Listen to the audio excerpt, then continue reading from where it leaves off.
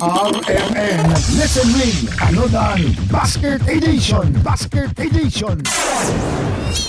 Ang Team RMN aniya karon sa may lapu-lapu agdaw ning dakbayan sa Davao nagsuri-surita alang sa atong RMN Listen Win Panudan Basket Edition. Ariana, nani isa ka balay dinhi nga nadungog nato og ato nang hawiran ang ato ang suking tigpaminaw nga naabtan nato nga naminaw sa DXDC. Pangalan ma'am?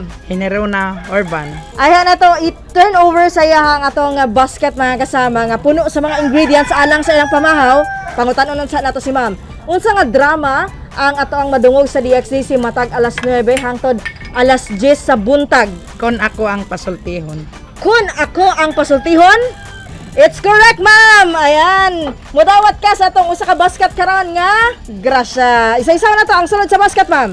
Itlog, bulad, kamatis, ug sukag, mantikag, talong. Ay mga kasama ang atong winner sa ato ang RMN Listen Win Panudan Basket Edition karong adlaw dinhi sa may lapu-lapu agdaw ning dakbayan sa Davao. Congratulations ma'am, kauban si Radyoman Joy Viray kini si Radyoman ay mi ginita tatak RMN.